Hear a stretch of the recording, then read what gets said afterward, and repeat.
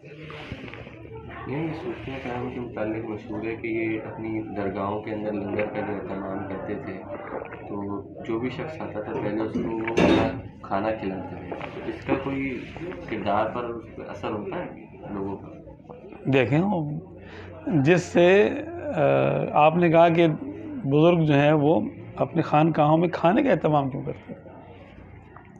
असल में खाना जो है वो किसी के दिल तक पहुंचने का सबसे शॉर्टकट है।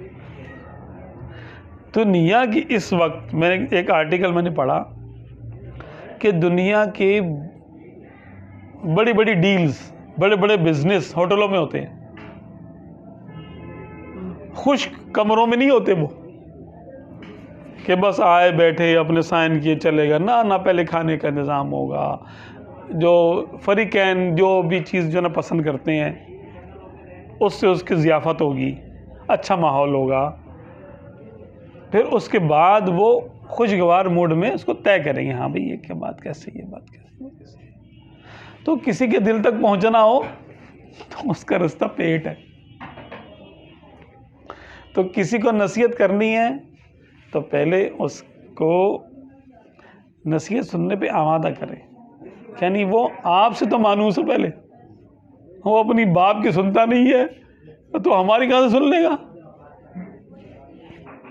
कैसे हमारी बात मान ले, इतनी कड़वी बातें, नफ्स के लिए कितनी कड़वी बातें, नमाज पढ़ना वगैरह वगैरह। इन्नहा लकबीरतुन इल्ला अलल खाशिईन, सिवाय खाशिईन के यानी औलियाउल्लाह की नमाज तो सब पे भारी है, हम उसको नमाज का कहने लगे।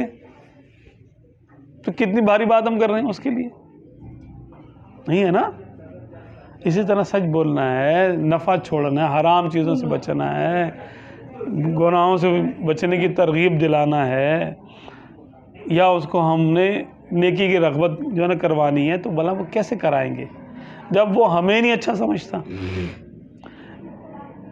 तो इसलिए कहते हैं कि नसीहत उस वक्त करनी चाहिए जब उसका वक्त आ जाए। वक्त क्या है कि नसीहत वो करे जो कि लोगों के दरमियान में जिसकी कोई वैल्यू, वरना खुद से नसीहत ना करे, ऐसे के पास से ले जाए। खराबी ये होती है कि हम कहते हैं यार उससे अच्छा तो मैं समझा दूंगा, तो मैं ही समझाना शुरू कर देता हूँ उसको। ऐसा नहीं होता, बल्कि ये कोई बात समझानी होती है तो किसी के पास लेके जाते हैं कि यार ये देखो ये इतने बड़े हैं, ये इतने बड़े, ये इतने बड़े हैं। उनकी बात उन्होंने एक बार कहा ना, ये बात मान लेगा, हम 1000 बार कहेंगे तो बोलेंगे भाई चल जा, तू कहाँ से आ गया, तेरी बात क्यों मान लूँ मैं। वो तो ज़िद पैदा हो जाती है। इसी तरह हमें बात करने का सलीका नहीं आता, हम उसमें ज़िद पैदा कर देते हैं, डांट डपट करके 1-2 बार समझाएंगे, उसके बाद उसको बोलेंगे तेरे को इतनी दफ़ा समझाया, समझ में क्यों नहीं आता।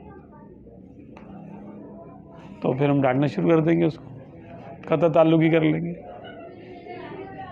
तो उसके लिए बेहतर है कि हम खाने का एहतमाम करें, क्योंकि खाना खाने से बंदे का मूड रिलैक्स हो जाता है।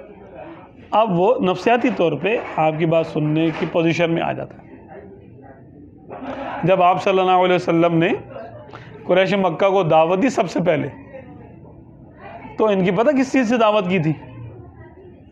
कुरैश मक्का गोश्त और दूध बहुत शौक से खाते तो पीते थे। हाँ, खाने की दावत थी। हाँ, आप सल्लल्लाहु अलैहि वसल्लम ने खाने की दावत की थी भाई, सबकी, बड़े बड़े सरदारों की, बड़े बड़े लोगों की, आओ भाई आओ भाई आओ भाई, और इतना बड़ा दस्तरखान लगाया होगा। फिर कोई अबू कुबैस पे भी खड़े हो गए, आप सल्लल्लाहु अलैहि वसल्लम ने अपना बताया कि मुझे जानते हो ना। इसका जिक्र नहीं सुना था कि हाँ, खाने की दावत की थी। हाँ, अबू कुबैस का दावत का सुना था, खाली खाने की दावत थी। गोश्त, भुना हुआ गोश्त, शोरबे वाला भी नहीं, ऊँट का गोश्त और ये वो सब करके, फिर दूध भी था साथ में। अब वहाँ गाय तो नहीं थी, ऊँटनी का दूध था, वही लोग वो पीते थे। तो दावत की थी उनकी। फिर जब वो उन्होंने पेट भर लिया तो बोला, हाँ ए मोहम्मद सल्लल्लाहु अलैहि वसल्लम, अब बताइए कि आपने हमें क्यों बुलाया। फिर आप सल्लल्लाहु अलैहि वसल्लम ने हक का पैगाम सुना, लेकिन वो इतने कट्टर थे उस टाइम कि कोई भी नहीं माना इल्ला माशाल्लाह। सिवाय किसी चंद एक लोगों के। 6 साल की आप सल्लल्लाहु अलैहि वसल्लम की कोशिश और मेहनत और दावत, 6 साल, 40 लोग ईमान लाए थे। हज़रत उमर फारूक आज़म रज़ियल्लाहु तआला अन्हु हिजरत के अपना नबूवत के ऐलान नबूवत के या जो वो सिलसिला शुरू हुआ था दावत का, 6ठे साल ईमान लेकर आए तो आप 40 में थे, 40 में थे। अच्छा, जो ईमान लेकर आता था वो जाहिर नहीं कर सकता था, क्योंकि जाहिर कैसे करेगा?